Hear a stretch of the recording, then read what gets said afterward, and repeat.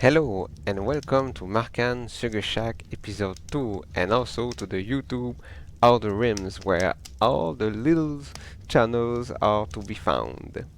First of all, I would like to thank a unknown subscriber because you wish to stay hidden. It is perfectly fine, but I would like to thank you for subscribing. Now my channel have 20 subscribers, so it is slowly growing. Last episode, I asked the difference between a pier and a wharf, so since nobody commented, I looked in the dictionary, and in the Canadian Oxford Paperback Dictionary. So here the definition of a wharf: a level quayside structure to which a ship may be moored to load and unload. As for a pier now, it is a structure raised on piers and leading out into the sea, a lake, etc., used as a landing stage and promenade. So what I built in this worm world, it is actually a wharf. So now I know the only thing is the word wharf is kind of hard for us French to pronounce, but that's okay. I asked also another question in the last episode. The question was what to do with corpses laying on your settlement. Well, as for my mountain lion corpse was laying on the ground in front of my mine, it simply rotted away. So problem solved. The other problem that I have was that I would like to put two storage bins on the same tile, and I don't know if it is possible. I asked the question on the Wurm student Facebook page, and the manager of the page answered me that maybe I should try to push and pull them, so I will certainly try it later on.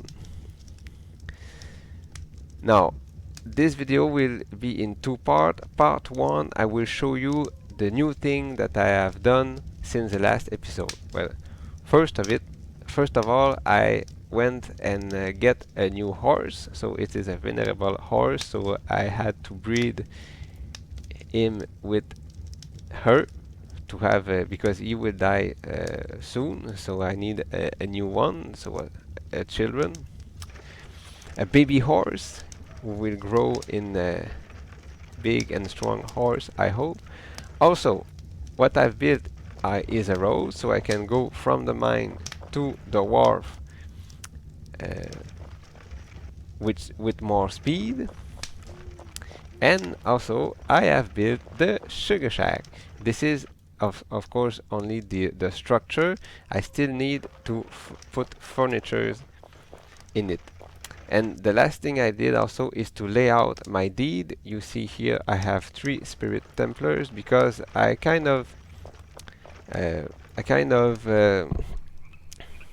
wait a little bit too long to do it, and I got attacked by a fog spider. I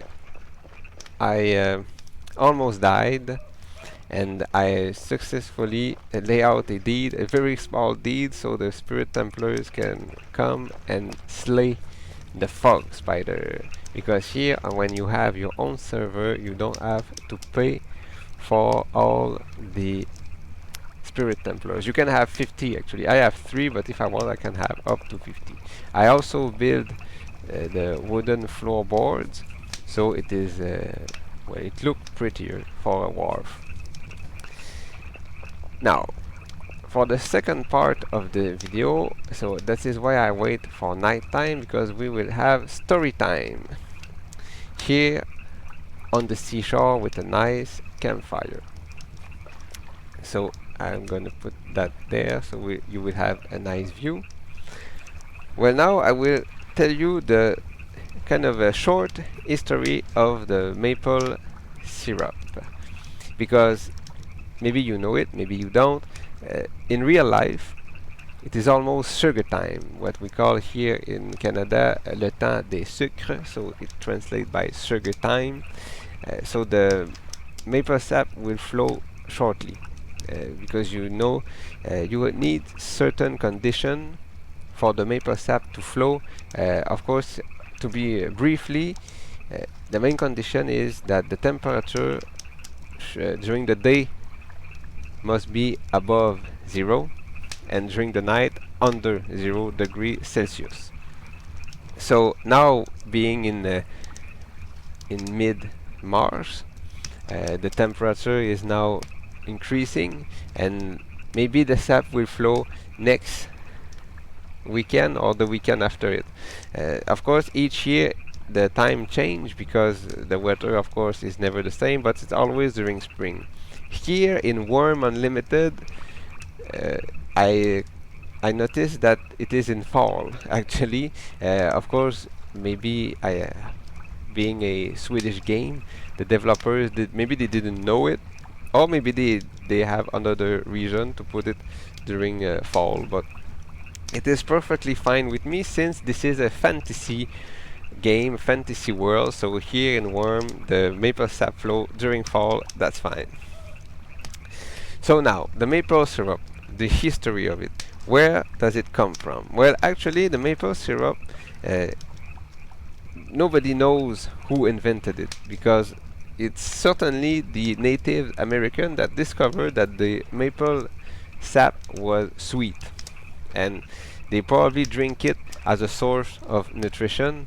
It is kind of rich. It's a good way to get sugar when you live in the wild. You don't have many source of sugar compared to today, so they drink it to have a source of sugar, and of course to uh, they try to boil it so they can have a thicker liquid, so they don't have so much water in it, so they can very extract the sugar out of the sap. The problem with the Native Americans before the arrival of the Europeans, the Native American that was living in the northeast of America, so where the sugar maple are, they didn't have any metallurgy. So they cannot produce iron or copper kettles to boil properly the sap.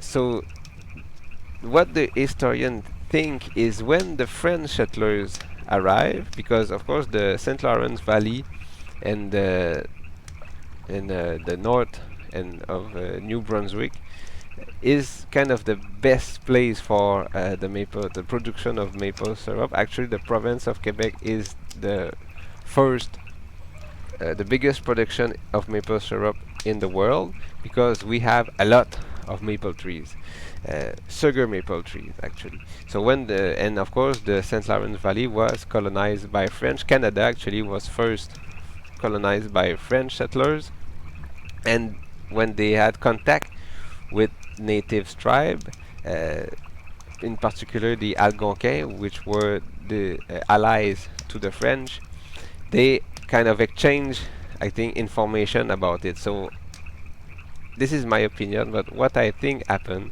is that the native knew that this sap was sweet, and they needed a instrument to boil it properly. French said, "Well, what what a good thing that we have iron kettles with us. We will now boil it to syrup." So there, it is. I think it's the collaboration between the Algonquin tribe or maybe other tribe, also Iroquois or Huron, uh, that made possible, and the French settlers that made possible the invention of the maple syrup that we know today.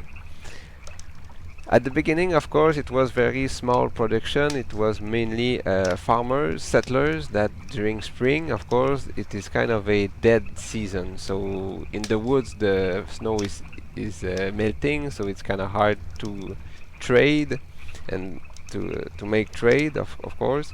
And also, it is not time to sow your field. So it was a perfect timing to produce the maple syrup, to harvest the sap, boil it. So, and for the settlers, it was a good source of sugar, and also they didn't need to buy the sugar cane, the sugar that made from the sugar cane. So they were independent from that product at that time.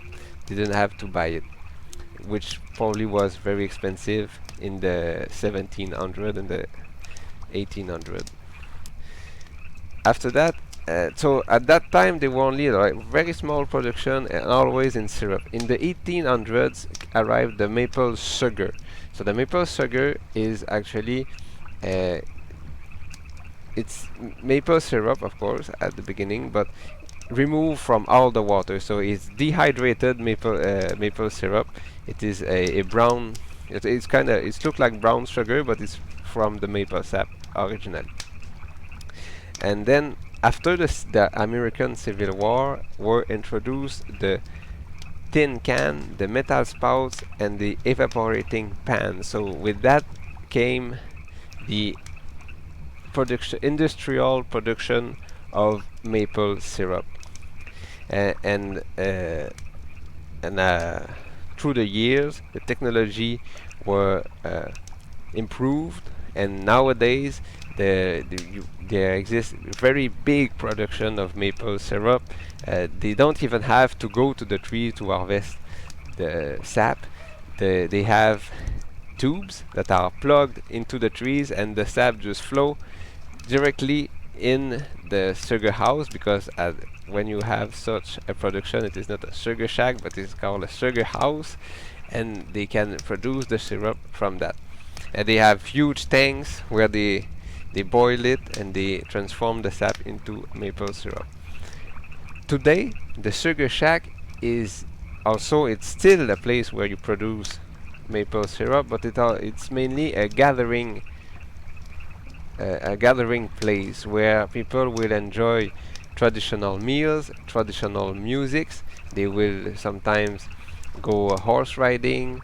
They will, of course, also snowmobiling, and actually enjoy the spring, the newly arrived spring, and to have a fresh air after a long and hard winter.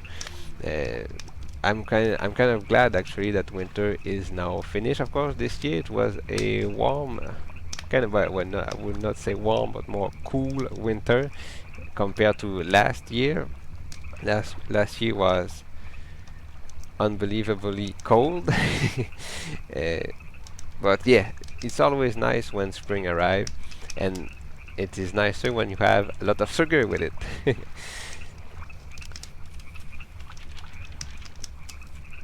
So I'm going to conclude this episode by saying that this series is will be a mini series. I will made two other episodes after that of Markan Sugar Shack. One will be the harvest and the boiling of the maple sugar in Wurm Unlimited, and the last one would be actually the feast, where we will enjoy the meals and well, not the music, because I don't have the right to play music on YouTube. If you don't have the right, you cannot put it on YouTube. But anyway, I will try to make kind of a feasting episode for the last one. So that's gonna be it for this episode. I thank you for watching, and I wish you the best of days, and well, I missed my ending. I'm sorry. Well, what I want to say is thank you for watching, and I hope you have a wonderful day. Bye bye.